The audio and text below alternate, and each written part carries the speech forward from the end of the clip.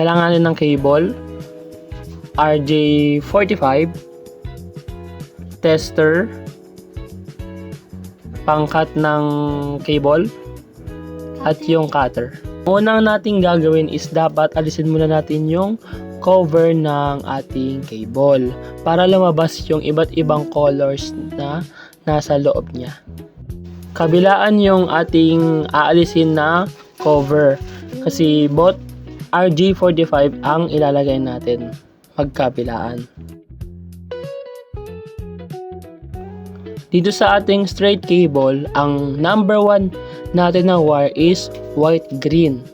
Number 2 is green. Number 3 is white-orange. Number 4 is blue. Number 5 is white-blue. Number 6 is orange. Then, white-brown yung number 7. Sa number 8 naman is yung pure brown. I-flash ko na lang sa screen yung pagkakasunod-sunod niya para pwede nyong sundan.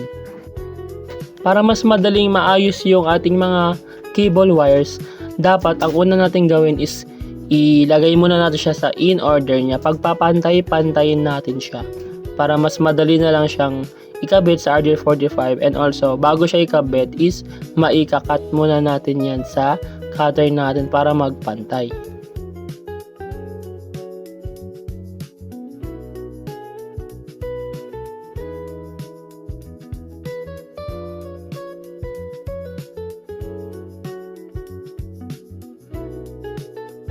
Ayan, dahil in order na yung ating mga wires, ikakat na natin yan para magpantay sila. Mahirap kasi ilagay sa RJ45 yung mga wires kapag hindi pantay kasi yung iba doon naka-forward, yung iba naman is hindi. Kaya mag-cause siya ng loose sa connection ng ating tester.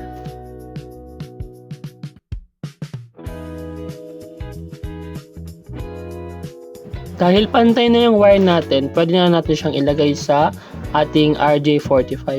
Make sure lang natin na dapat pasok na pasok siya kasi may tendency na akala mo na nakatulak siya pero after ilak is hindi pala.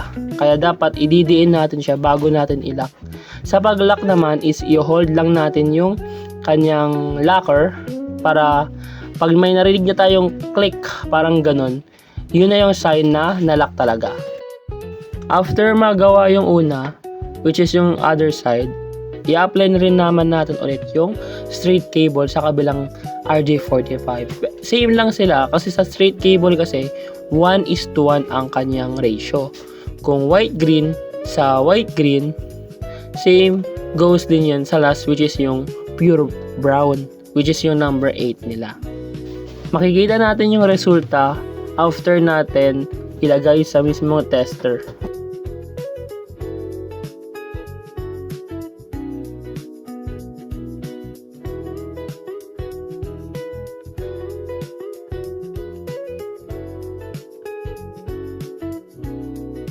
Ayan, natapos na natin yung dalawang magkabilang cable sa straight through cable. Ngayon, itetest naman natin ito.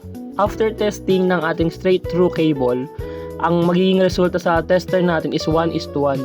Ibig sabihin nun, nagre-represent siya na tama yung color combination natin sa bawat RJ45, which is yung number 1 is white-green, number 2 is green, number 3 is white-orange, number 4 is blue, number 5 is white-blue, number 6 is orange, 7 naman is white-brown, and 8 is pure brown.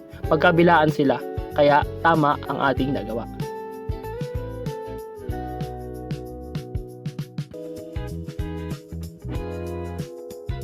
First, kailangan natin i-ready yung mga kakailanganin natin para magawa ang ating crossover. Ano natin gagawin is kailangan natin pagpantayin itong wire at kailangan nating i-cut. Pagkatapos nating i-cut, tignan natin kung pantay-pantay na siya. Tapos, i-label lang natin yung RJ45. Pagkatapos, hatiin dito, tanggalin lang yung balat ng ating wire. Example, ganito. You can see, ganyan na siya. Pag-hiwa-hiwalayin lang natin siya. Then, pagkatapos nyan, yan na yung pattern niya. Yung green, yung stripe green, green. Yung stripe orange, blue. Stripe blue, yung orange. Then, yung stripe brown at brown. Then pagkatapos, dapat pantay-pantay siya. Kapag ganyan, kailangan mo muna siyang i-label or pagpanta-pantayin bago mo ipasok dito sa may RJ45. Kung hindi siya pantay-pantay, kailangan mo naman gamitin itong pagkat para magpantay-pantay siya.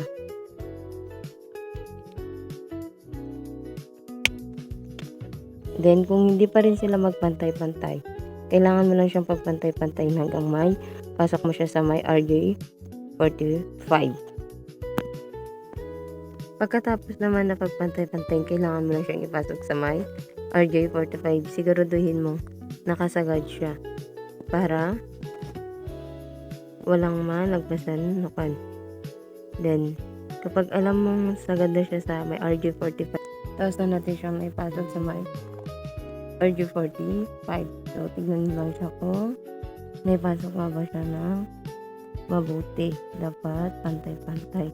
So, pagkatapos niyan, kailangan lang natin siyang ilak dito sa may panlock natin. Kailangan lang natin siyang ipasok na ganyan. Then, pagkatapos, i-press lang natin siya ng mabuti. Hintayin na tumunog para secure na nakalock. So, yan. Pagkatapos naman yan is, dito naman sa may kabila. Ganun lang din yung procedure pero magkaiba lang sila ng kulay na gagawin. So, kung alam nating ganyan, pantay-pantay na, tanggalin lang natin ulit yung balat niya. Same procedure lang din kaninang unang ginawa natin.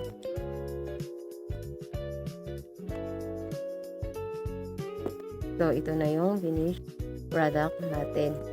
So, ang gagawin na lang natin ay ipapasok siya dito sa may tester. Titignan natin kung gumagana ang ating nagawang crossover. So, i-on natin siya.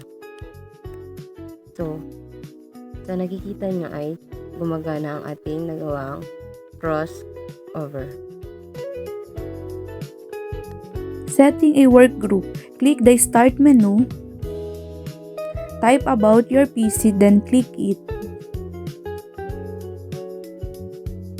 After that, click Advanced System Setting. Click the Computer Name tab. Then click Change. Under the Member of section, select Work Group. Click OK, then restart your computer. After setting up our network, the next step was ensuring both computers use the exact same work group name. As you can see, I have successfully configured my laptop to the work group name Group 4. This change, of course, requires a full PC restart to take effect. Andrea and I both performed the restart. I can see now the Andrea's computer appearing here in the network list. This confirms my laptop is successfully connected. And to ensure two-way communication, I also check the Andrea's laptop. As you can see, she is also able to see my laptop or computer in her network list. Mutual visibility means our workgroup configuration is complete and verified. Sa remote desktop, ang kailangan natin dito is yung dalawang PC. PCA as host, then PCB naman is yung client natin. Mag-start muna tayo sa PC host, which is yung PCA. Ang una natin gagawin is open settings, system, remote desktop, i-turn on yung remote desktop, i-click nyo yung confirm, then tandaan nyo yung PC name ng ating PCA, which is yung host natin. And after that, i-allow na muna natin yung remote desktop sa Windows Firewall. Open Control Panel, go to System and Security, click Allow an app through Windows Firewall, hanapin yung remote desktop at dapat nakacheck yung private and public.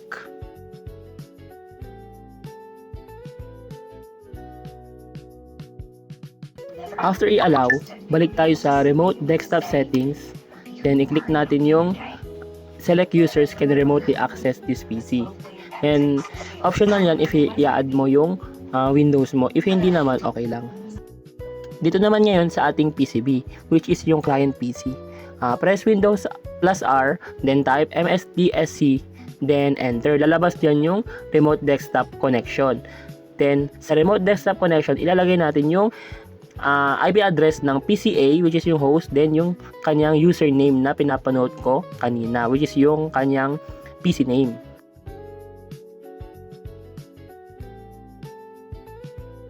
Then, click connect. After mo siya ma-connect, ganito yung mag-appear sa kanya. Magpapasa na yung desktop ng host natin sa ating client. Kaya ma-access na ng ating PCB yung PCA. Ayan siya. Then, pwede natin isubukan, mag-add tayo ng panibagong files sa file manager at titignan natin yun sa mismong PCA. Ayan, punta tayo sa files ng ating local. Mag-add tayo ng ating folder, which is yung Anton na maraming N.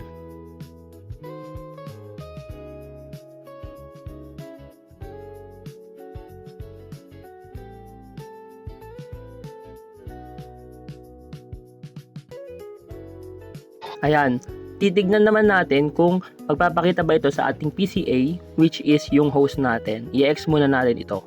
Then, okay. Ayan, after that, yung ating PCA ay pwede na ulit tayo mag-open.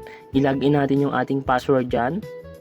By the way guys, kailangan talaga ng password ng ating PCA para gumana yung ating remote desktop.